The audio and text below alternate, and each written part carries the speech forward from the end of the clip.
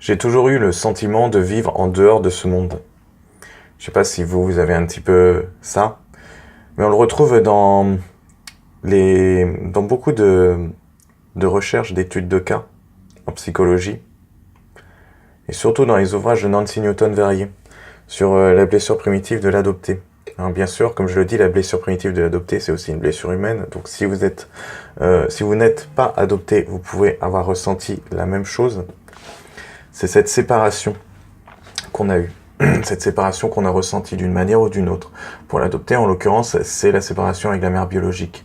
Pour une autre personne, ça peut être aussi la séparation avec les parents, un deuil où les parents sont partis en vacances pendant 2 semaines, alors qu'on n'était pas à même de comprendre la permanence du temps à un certain âge. Et ce sera vécu quand même de manière traumatique. Et il y a plein d'autres petits événements qui peuvent faire que on sent une séparation avec une part de soi.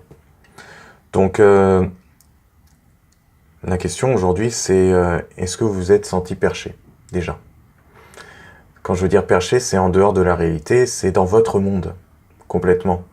Et de ne pas réussir à transposer vos rêves dans la matière, à réaliser vos projets, concrètement.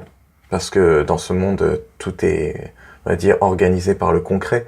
On est sur la base d'un système économique, donc pour alimenter l'économie, il faut, on va dire, faire du commerce, offrir des services qui sont faciles, qui permettent des facilités aux autres. Et il y a toujours des services extérieurs, donc on n'encourage pas à chercher à l'intérieur de soi. Ce qui fait qu'on peut croire que c'est la vérité, c'est la seule réalité possible.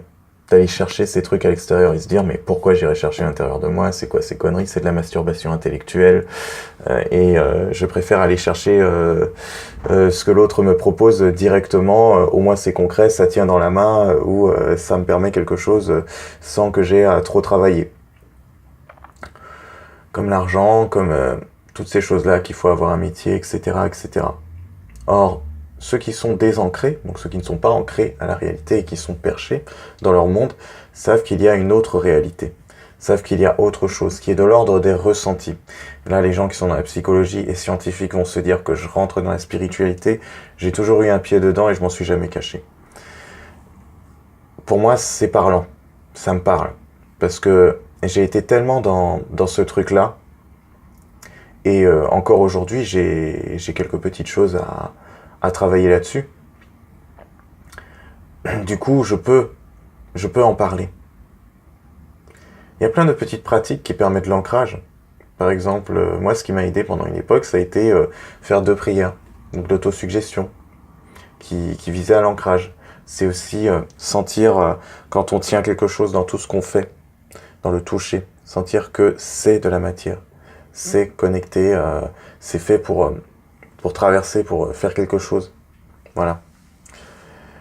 Et bon, je vais pas m'étaler beaucoup plus dans cette vidéo parce que sinon on pourrait en faire 10 minutes. Mais voilà, le sentiment de se sentir perché, ça peut emmener à beaucoup de souffrance. Je l'ai vécu parce que je n'ai jamais pu réaliser ce que je voulais réaliser. Et lorsque j'en ai pris conscience, j'ai pu travailler là-dessus. Ce qui fait qu'aujourd'hui, là je propose, enfin maintenant, prochainement, il y a un atelier que je propose où je rencontre vraiment les gens, où je vous rencontre peut-être, physiquement.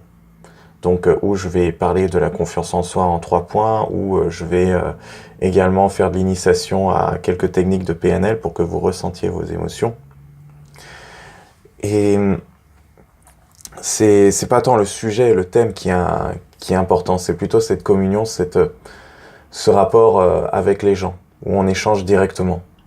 Parce que je n'aime pas trop m'imposer en maître, et ça c'est le côté légitimité, mais en même temps j'ai des informations à faire passer.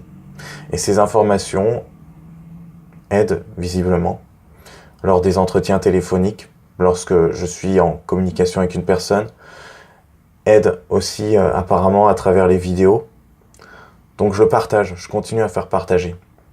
Et c'est mon chemin à moi de vous apporter quelque chose de qualité qui tienne la route, enfin Là, je vois plutôt l'image de béquilles qui vous aident à marcher sur la route. Voilà. Bon. Je vous remercie d'avoir écouté cette vidéo. Si vous avez aimé, n'hésitez pas à la liker, à la partager. Ça me permet d'être plus visible sur les réseaux sociaux, tout ça. Et ça fait partie de l'ancrage à la Terre. On joue avec les codes d'ici, de cette réalité-là, de la Terre. Et voilà. Et ben, je vous dis à bientôt pour la prochaine.